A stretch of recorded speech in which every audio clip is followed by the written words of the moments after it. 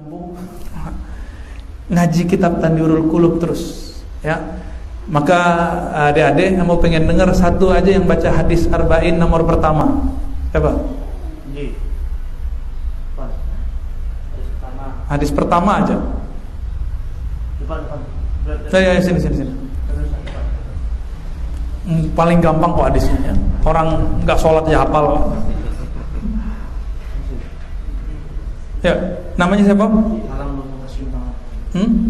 Mas Mok Panji. Jawab Panji. Bismillahirrahmanirrahim. Bismillahirrahmanirrahim. Al-hadits al-awwal an Amirul Mu'minin Abi Hafs Umar bin Khattab radhiyallahu anhu qala sami'tu Rasulullah sallallahu alaihi wasallam yaqulu innamal a'malu binniyat wa innama likulli imri'in ma nawa faman kanat hijratuhu ila Allah wa rasulih fahijratuhu ila Allah wa rasulih wa man kanat hijratuhu ila dunya yusibuha aw imra'atin yankihuha fahijratuhu ila ma hajara ilayhi rawahu al-Bukhari wa Muslim. Baik. Duduklah. Itu permulaan hadis ada di Bukhari, kemudian oleh Imam Nawawi ditaruh di hadis yang pertama. Dengan ini ajaztuka Syekh Al-Ma'had Burhan Antabas.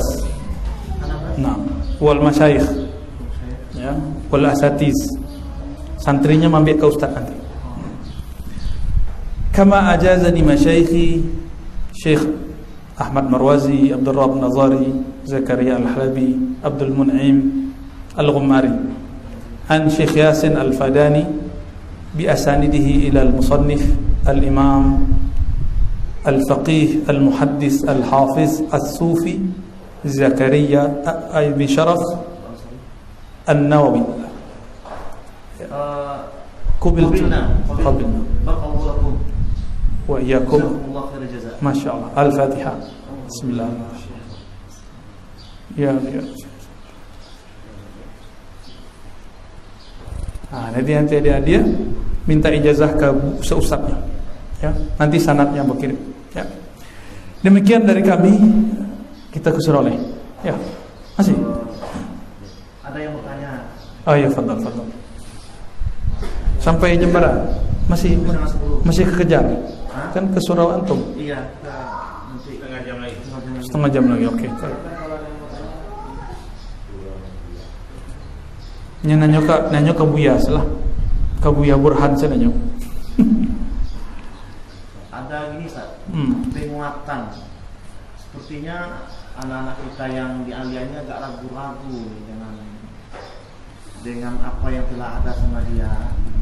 Sehingga akan lebih mencintai yang ada kegiatan-kegiatan di luar, di kuliah-kuliah di luar. Misalkan dia pernah bergabung dengan yang di luar itu, sementara di sini kita programnya alhamdulillah ini kerja jualan.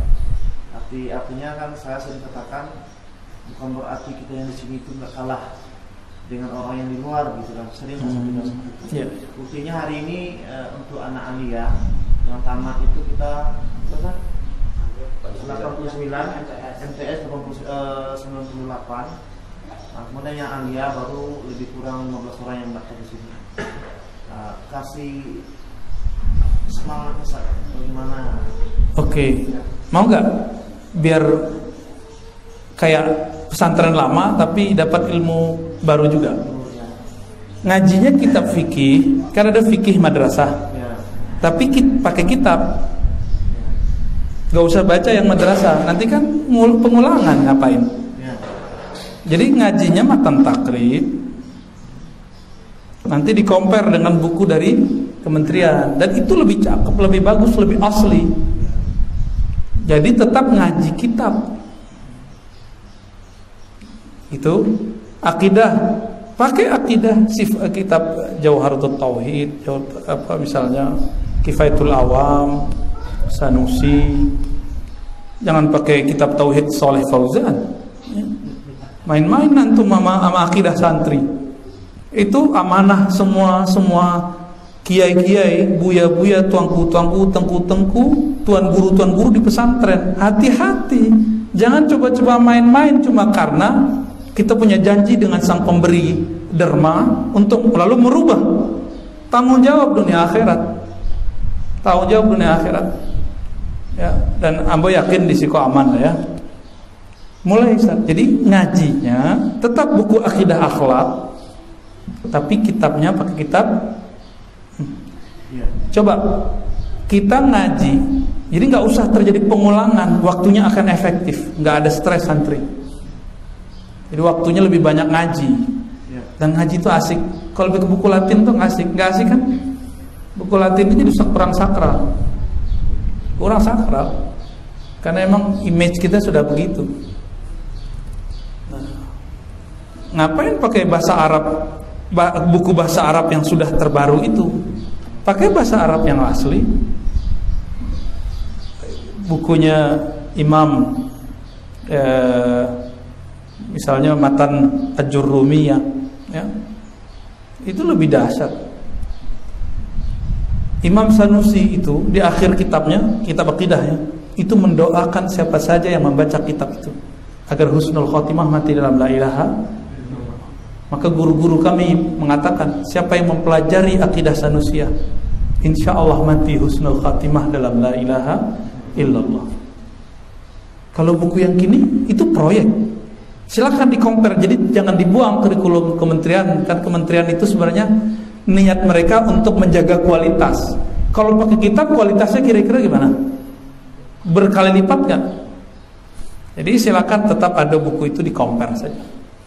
Nah, jadi kayak buku pendamping, jangan kitab jadi pendamping. Dan paling lucu di pesantren di Sumatera Barat, ya, ngaji yang dari Kementerian Agama di jam utama, ngaji kitab-kitab sore, santrilah ngantuk-ngantuk. Ya, digilir aja, santai aja. Nah, itu pintar-pintar guru lah. Sehingga nanti ketika ada audit, ada akreditasi, itu jadi ada kitab, ada muncul dua-duanya. Antum jadi mujtahid tuh, jadi mujadid dalam dunia pendidikan nanti.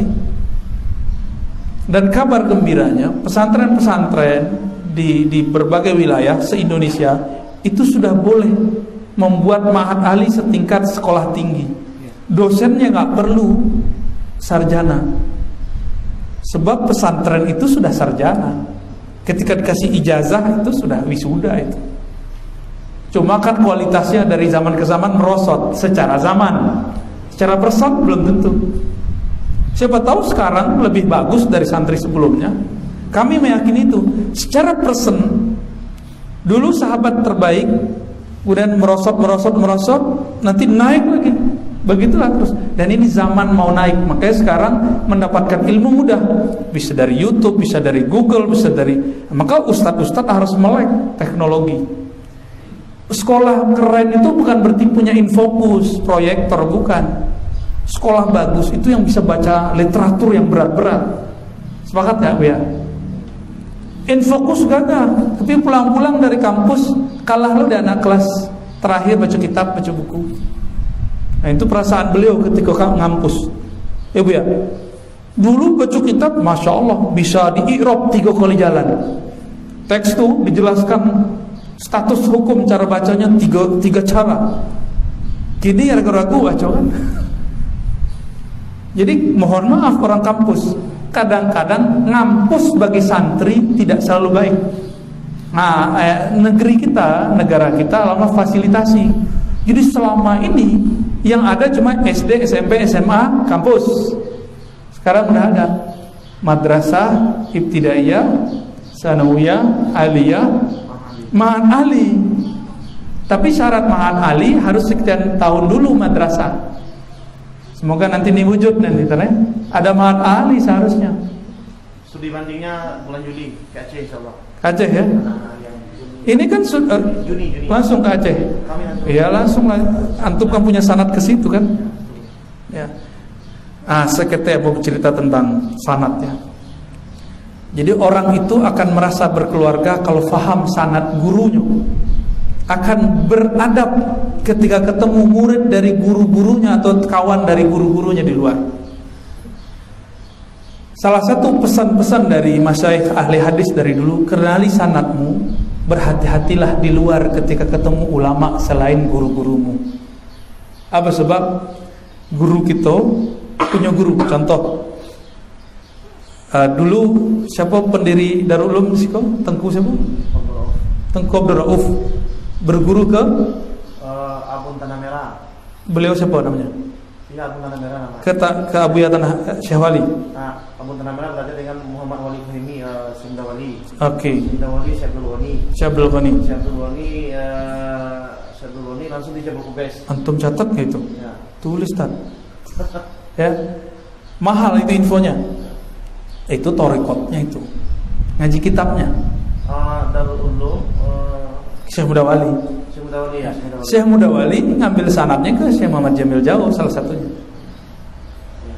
Nah, Syekh Jamil Jauh ya? Berarti antum sebelum ke Aceh ke Jauh dulu. Gimana? Syekh Mudawali itu dulu senang dengan muridnya Jamil Jauh, namanya Zakaria Labai Sati. Urang ko mudabbaj, guru jo murid, murid jo guru, entah mayang guru, entah mayang murid. Saya yang ambil kaji, ambo ambil ilmu hisab ke beliau kan. Jadi ambo murid beliau jo. Dijelaskan ilmu hisabnya, oh ajib jo. Beda-beda tipis, masih beda satu hari jangan sampai itu. Masih beda satu hari, tapi lumayan itu ajib. Itu yang dipakai oleh kawan-kawan Syatari atau orang-orang kumpulan atau pesantren-pesantren dan surau-surau tarekat tertentu. Ya, ajib antum tuh ya. Bisa hafal deh, padahal ngaji udah di masa-masa kecil dulu. Nah, jadi sebelum ke Aceh seharusnya ke Jauh dulu. Lalu muridnya Zakaria Labai Sati. Zakaria Labai Sati punya murid ayah beliau. Jauh-jauh cari wali di samping rumah. Itulah bakalam Syekh Mudawali itu. Jauh-jauh kalian mencari Syekh Mudawali, wali ada di samping rumah kalian. Jadi ziarah itu kalau tahu sanad bukan hanya dengan semangat-semangat mau jalan-jalan. Minimal wali murid. Itu beda itu wali. Itu wali gak disebut di akhirat. Oke, jadi kalau faham sanad, kita akan mau menziarahi orang-orang yang tergabung. Kiranya orang tuh paman dalam ilmu, orang tuh kakek kami dalam ilmu. Nggak mungkin kita kurang ajar orang tuh kan. Bah, Bu ya, Cucu dari si Jamil Jauh di sini ada 3 tahun lebih. Ngajar. Jadi pembina ngajar. Masya Allah. Sekarang balik.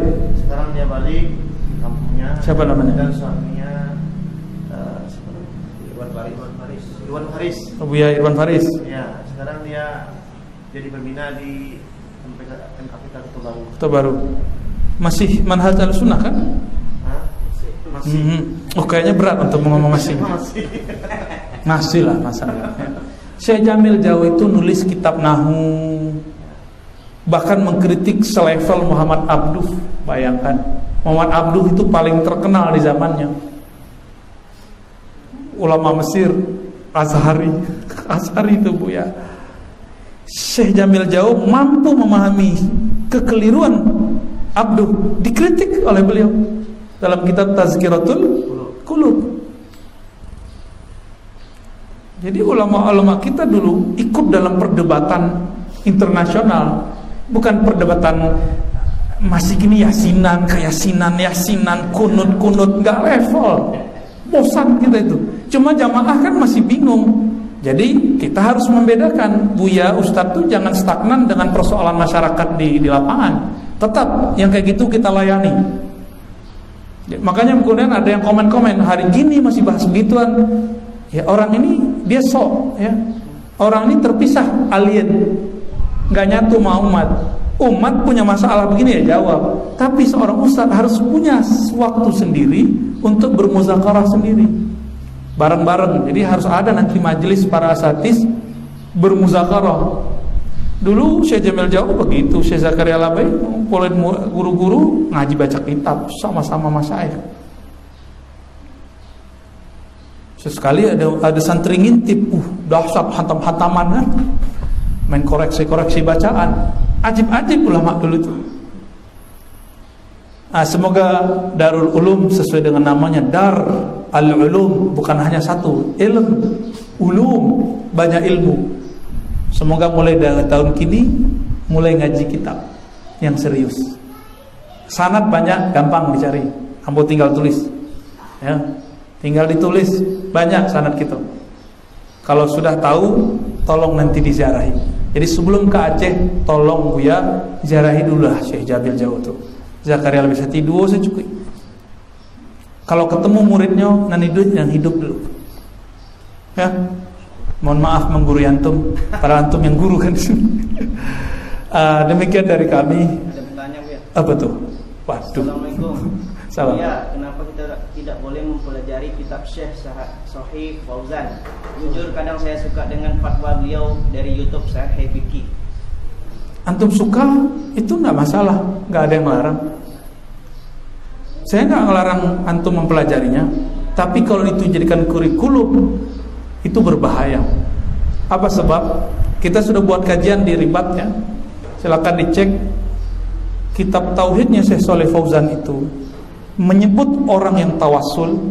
Tawasul itu tidak masuk bab akidah dalam ajaran Ahlussunnah, masuk ke bab fikih. Adab berdoa, tata cara kaifiat berdoa. Beda tuh, kamarnya sudah beda. Oleh Syekh Shalih Fauzan ditaruh di bab akidah. Maka beliau punya definisi yang berbeda dengan ulama Ahlussunnah yang mayoritas, apalagi sufi. Kita bertawasul bukan nyembah Nabi, bukan minta ke Nabi, kita minta kepada Allah, nyebut. Jadi tawasul itu nyebut silsilah, tapi pendek langsung ke Nabi. Ya Allah, saya ini umat Engkau, umat Nabi Engkau, kekasih Nabi Engkau. Itu makna tawasul tuh. Maka disebut bijahi Rasulillah, nawatawassalu bika ya Muhammad ila Rabbi. Karena hadisnya ada. Dan itu sama, mau hidup mau mati tidak disebutkan di hadis itu. Hanya Syekh Albani aja yang ngarang-ngarang kan, membedakan antara hidup dengan mati. Itu kan di dalam zihinnya, dalam pikirannya Syekh Shalih Fauzan. Karena mereka taklid kepada Syekh Ibnu Taimiyah, katanya taklid nggak boleh. Emang di hadis Tirmizi itu disebutkan tawasul hanya boleh kepada yang hidup dan hadir, kan nggak ada. Nggak ada lafaznya satupun. Itu ada dalam pemahaman istinbat. Kalau antum boleh istinbat, kenapa kita nggak boleh mengistinbatkan yang lain? Kalau dia boleh memahami yang tidak tertulis dengan pemahaman itu, kenapa kami nggak boleh? Mana jaminan kalau antum itu sama dengan Rasul, kita tidak sama dengan Rasul? Kan enggak. Kita punya sanad, itulah jaminannya. Antum sanadnya berhenti di Ibnu Taimiyah. Dan Syekh Ali Jum'ah nulis dalam kitab Al-Mutasyaddidun, Ibnu Taimiyah lah yang pertama kali membedakan antara Nabi hidup dan mati, sehingga tawasul menjadi berubah hukumnya. Hidup boleh hadir, kalau nggak hidup nggak hadir nggak boleh. Berarti bagi dia Nabi kalau mati mati. Itu kan suul adab itu. Lebih bertauhid orang Quraisy daripada orang yang bertawasul katanya. Ayo, dan itu menentang ayat Quran. Cuma nggak disadari. Kalau mereka sadar bisa kufur, tapi yang yakin mereka tidak sadar, cuma mukhti. Jadi kita begitu pun bukan benci ke Syekh Shalih, beda aja. Kita berbeda dengan Syekh Shalih Fauzan, beda dengan Ibnu Taimiyah, bukan berarti kita benci mereka. Siapa yang berkalam la ilaha illallah, kita cinta mereka kok. Ya, irhamu fil ard. Tapi beda masa nggak boleh? Jadi kita beda bukan berarti benci, bro. Ya, beda bukan berarti benci. Kalau antum suka Syekh Shalih Fauzan fatwanya, itu bagus karena sesama mukmin. Tapi cinta apakah menghalangi antum mendengarkan kalam yang lain? Enggak kan? Nah, Syekh Shalih Fauzan punya definisi yang berbeda tawasul. Akhirnya kalau yang tawasul yang maksud Syekh Shalih Fauzan itu menyembah selain Allah, betul tawasul begitu syirik. Sepakat enggak? Kalau tawasul itu nyembah selain Allah, meminta ke selain Allah, sepakat enggak kalau itu musyrik? Dan kita tidak tawasul begitu. Tawasulnya Ahlussunnah nggak begitu. Paham? Jadi istilah sama, definisi beda. Yang kedua, Syekh Shalih Fauzan menyebut orang yang suka ziarah kubur, bertabarruk, mengambil berkah, itu dengan ubadul kubur, penyembah kubur. Itu kalam apa tuh? Pantas seorang muslim menyebut muslim yang lain sebagai penyembah kubur. Bahkan muncul istilah kuburiyun. Ustadz kuburiyun gak? Jadi kita ini datang ke kubur mendoakan yang dikubur supaya dapat berkah kita semua, supaya ingat kalbu itu kepada Allah dan kematian, disebut kuburiyun. Oh ternyata dia punya definisi lain, dia punya suuzon. Tasawurnya, definisinya, belajar mantik nggak? Ya, tasawurnya tentang tabarruk berbeda dengan tasawur ulama Ahlus Sunnah. Tasawur ulama Ahlus Sunnah, kalau datang ke kubur tidak boleh nyembah kubur. Kalau kita angkat tangan doain dia, bukan minta ke kubur. Kalau tabarruk bukan meyakini orang itu yang sahibul barokah, barokah dari Allah diturunkan ke orang itu. Coba lihat mereka hari ini memuseumkan peninggalan Syekh Utsaimin, ya kan? Kok Utsaimin boleh dimuseumkan, dicintai, dijaga? Kami kok nggak boleh? Kok nggak boleh? Mengithafkan gitu beliau. Iya, penanya, oh semuanya. Kok nggak boleh? Kalau kita punya kenangan dengan seseorang, lalu pemberiannya kita simpan, musyrik nggak? Kita cium-cium, musyrik kan? Kalau itu musyrik, antum gak cinta, antum gak kenal bab cinta. Belajarlah kitab Raudatul Muhibbin karya imamnya antum, Ibnu Qayyim Al-Jauziyah rahmatullah alaih. Itu bacaan kita itu, ya. Kita suka dengan buku-buku itu. Jangan-jangan ikut imam salafi tapi gak baca kitab salafi. Jadi silakan cintai semua syekh, tapi jangan cinta membuat ta'assub. Kami mengkritisi Syekh Ibnu Taimiyah, tapi mendapat faedah juga dalam beberapa kalam Ibnu Taimiyah. Khusus narkoba itu hanya bisa lewat kalam Ibnu Taimiyah. Imam Subki menganggap kalau ada bahan-bahan yang tidak cair maka bukanlah khamar.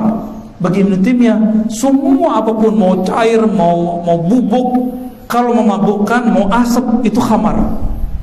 Itulah sebabnya kenapa daun apa nih? Ganja itu bisa haram, itu mazhab Ibnu Taimiyah.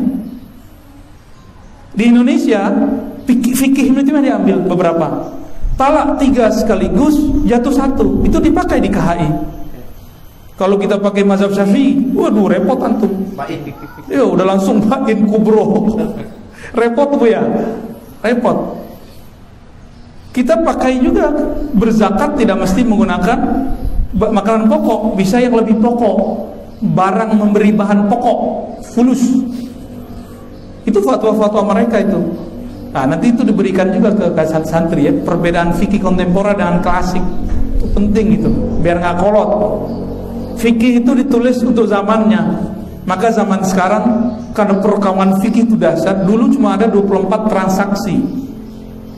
Dalam muamalat belum ada transaksi GoPay, Grab, apa tuh, ShopeePay, Dana, Tokopedia, mana? Oh ya, beli lewat Tokopedia. Dulu belum ada, dulu cuma ada baik akad salam. Salam itu mau bilang ke Buya Burhan, Buya, ambo pesan kitab judulnya Al-Majmu' karya Imam Nawawi, sekian jilid, warnanya iko. Akece Buya, oh jadi harganya sekian. Beli. Dulu pesanan itu baru begitu, masih offline. Kini lah pakai. Kini orang lebih memilih nelpon pakai Telkomsel atau pakai WA. Kira-kira begitulah, ya. Orang lebih nyaman kadang belanja lewat online daripada offline. Itu harus ada fikihnya. Semoga dari sini ntar ada yang tumbuh ahli fikih. Ya. Dulu minjem, semua yang bertambah riba. Sekarang beda. Dulu fulus, dinar dirham, barang yang ditukar, az-zahabu bi-zahabi, fiddah bi-fiddati, ya. Atau barang buahan dengan buah, al-bur dengan apa gitu, ya. Duit fulus rupiah belum ada di zaman Nabi, dolar belum ada Nabi. Lalu muncul persoalan bank, ada bunga bank, itu gimana cara menanganinya? Ulama Al-Azhar itu beda dengan MUI. Darul Ifta pun revisi fatwa dari 82, 83, 2003 direvisi semua oleh dosen-dosen beliau ini. Antum ketemukan dengan Dr. siapa? Amr ya, Dr. Amr Syauqi. Ya. Ketemu kan murid-murid Syekh Al-Jumaah, itu merevisi semua. Oh, tasawurnya belain. Berubah tasawur, berubah hukum, berubah definisi, akan berubah hukum. Maka kami menghimbau kawan-kawan salafi, coba antum definisikan lagi lah tawasul kami itu. Jangan pakai definisi Syekh Shalih Fauzan yang ngawur, tasawurnya ngawur. Iya, boleh nggak saya memahami kalamnya Buya Burhan versi saya, boleh nggak? Harus konfirmasi ke Buya Burhan. Contoh, dulu orang NU di masa politik rame, mereka sebelum politik rame ada Islam Nusantara. Boleh nggak saya mendefinisikan Islam Nusantara versi saya? Kalau versi saya, Islam Nusantara itu sholat pakai bahasa Jawa, bahasa Minang, boleh nggak? Sholat pakai bahasa Minang boleh nggak? Ternyata orang Minang benci dengan Islam Nusantara karena penggambarannya sholat pakai bahasa Minang. Kami tanyalah ke buya-buya kiai-kiai Jawa, Pak Kiai, maksud antum Islam Nusantara apa? Kami mau tasawur yang benar nih. Kata mereka, menurut antum apa? Maka dengan poloslah kita menyampaikan itu. Maksud saya, kalau Islam Nusantara itu sembahyang pakai bahasa Minang, bahasa Sunda, bahasa Jawa. Ketawa, diketawain beliau. Ente belajar gak ilmu mantik? Belajar gak ta'rif? Dalam usul fikih dan fikih ada namanya tasawur, ada makna lughawi, ada makna istilahi. Tidak boleh menghukumi sesuatu secara lughah bahasa, wajib secara istilah orang itu, jangan istilah kita. Jangan buat-buat istilah sendiri. Contoh hotdog. Hotdog artinya apa? Daging anjing. Daging anjing ange gitu ya. Hot. Boleh nggak makan daging anjing, Pak? Nggak boleh. Antum Syafi'i. Kalau di Persis boleh, Persatuan Islam di Bandung. Kemudian ada MTA, Majelis Tafsir Al-Quran. Itu mereka boleh makan anjing. Horor gitu. Anjing asli. Tuh kan kejebakan. Yang saya tahu dia mengatakan kencingnya babi suci ya, itu yang MTA, versi MTA. Nggak sama dengan Persis ya. Nggak tahu kalau udah direvisi ya, itu yang kita dapat. Kalau Persis langsung mengeluarkan fatwa di tim Hizbah. Kalau hotdog, apakah itu anjing? Enggak. Apa itu hotdog? Ambo saya nggak tahu mungkin kali nah. Jangan-jangan salah Pak. Apa hotdog deh? Roti tumpuk burger. Pakai sosis. Sosisnya dari daging apa? Kalau dagingnya daging sapi disebut hotdog juga kan? Berarti cuma nama. Jadi kalau ada namanya ketoprak setan, boleh nggak dimakan? Nasi goreng Billy, ya boleh nggak dimakan? Namanya makruh, barangnya halal. Gitu. Antum tahu nggak beberapa nama mobil itu nama setan? Boleh nggak nih pakai? Beberapa nama benda-benda bagus itu nama setan. Nggak boleh kita sebut lah ya, karena itu adanya di kitab-kitab yang nggak jelas. Kitab-kitab asrar. Jadi setan itu punya nama-nama dan namanya lucu-lucu. Ya. Itu jadi nama merek mobil, bayangkan. Kayaknya di luar sana pengusaha-pengusaha itu punya link-link ke rasul-rasul setan di bumi kan. Wallahu a'lam. Elit global itu ya? Wallahu a'lam. Ya. Ya. Ini kami sering dibawa di masyarakat. Kebetulan ada program Pak yang Salafi sehingga ada masjidnya, ada masjidnya di kebetulan kami sering berhadapan. Kita kan sering ngomong kali nggak sederhana, karena tidak jelas. Jawaban mereka sederhana, tapi tidak bisa dibuktikan benar salahnya. Ini yang ingin kami tanya sama dia. Itu Syekh Yasin Padani, itu di mana tinggalnya? Di Makkah. Kenapa bilang tidak punya sanad? Guru-guru kami juga belajar sama Syekh Yasin. Kalau guru kami belajar sama Syekh Yasin, ya kita sama dong. Ya kalau sama terus kok tengkar? Maksudnya gini, apakah paham daripada mereka ini memang berbeda dengan Syekh Yasin? Oke. Oh berarti mereka sudah ada kemajuan. Sudah ada kemajuan, punya sanad. Terakhir di mana?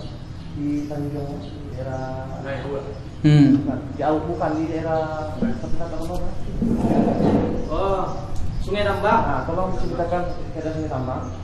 Sudah berani juga sekarang mengatakan kalau belajar dengan guru yang bersanad itu mantan selalu kabur, nggak perlu di sini pindah di Sungai Tambang. Selalu kabur istilah antum aneh. Ya. Karena nggak tahan di sini. Ya. Antum ruqyah deh kali. Allah alam. Ruqyah dengan i'anatul thalibin.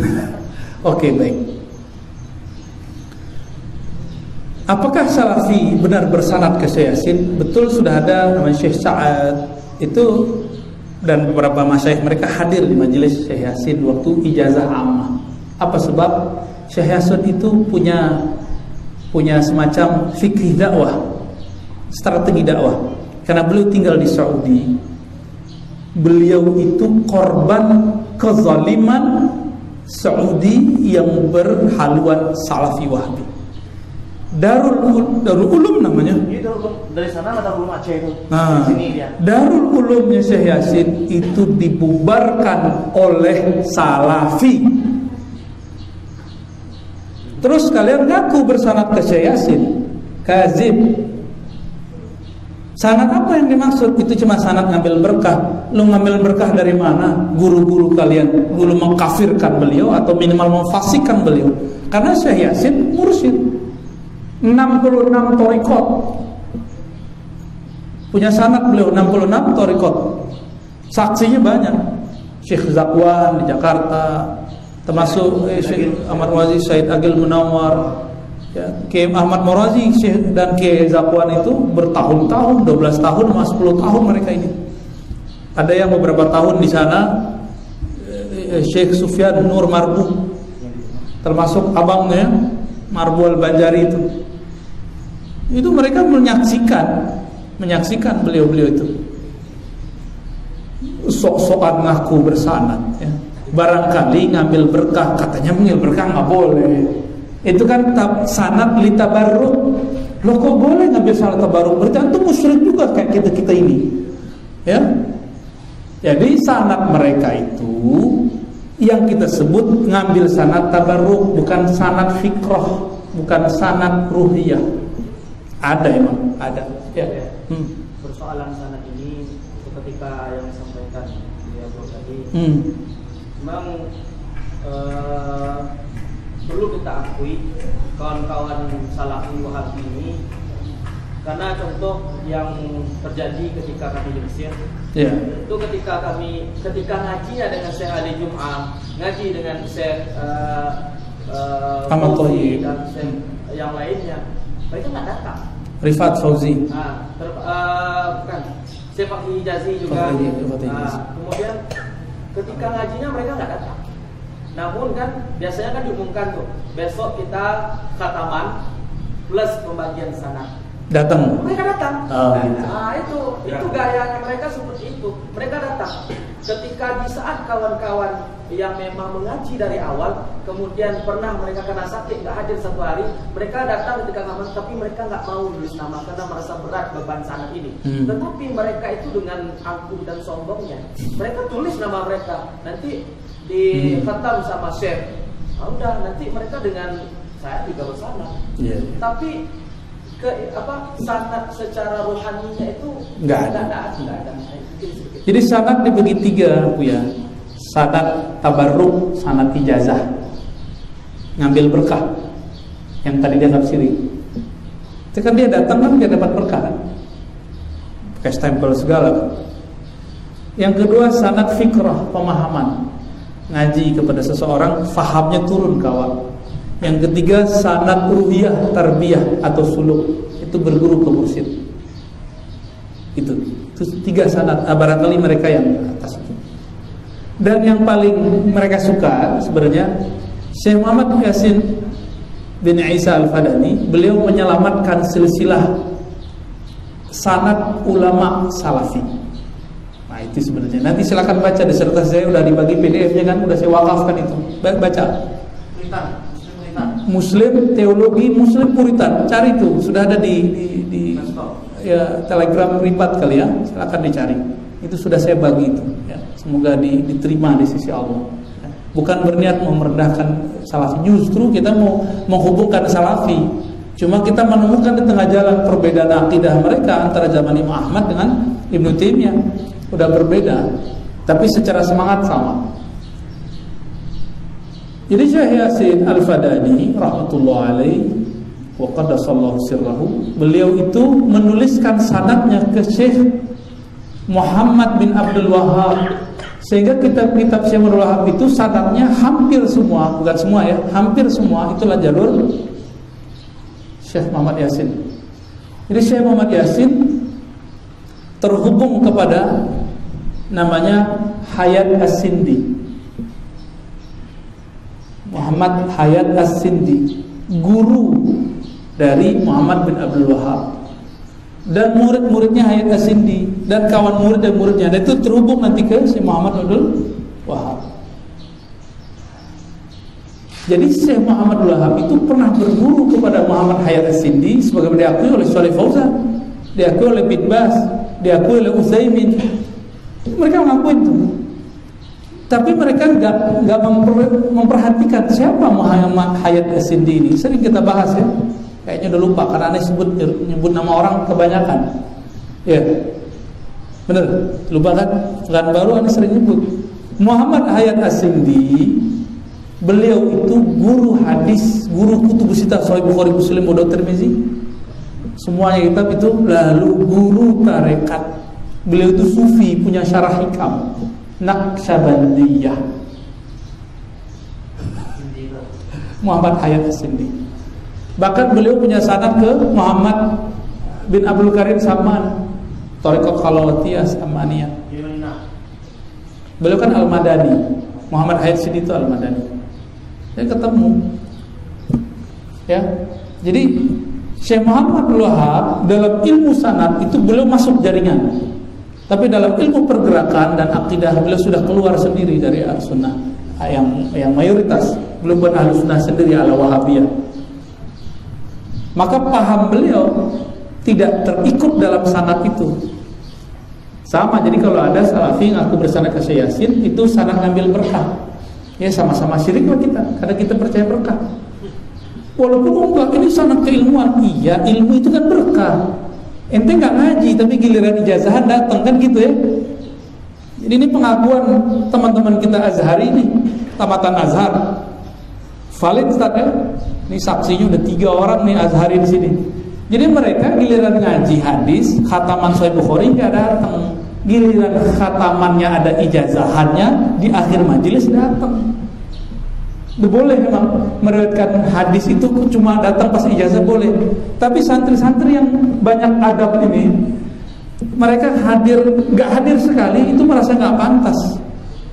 Walaupun berhak dapat sanad. Berhak antum boleh pakai sanad itu. Itu kira-kira Ustaz ya. Jadi antum tinggal balas balik. Ya, jawab aja begitu. Dan yang perlu diketahui sanadnya Syekh Muhammad Yasin bukan sanad akidah, pemahaman, fikrah. Beliau cuma menyelamatkan sanad ijazah.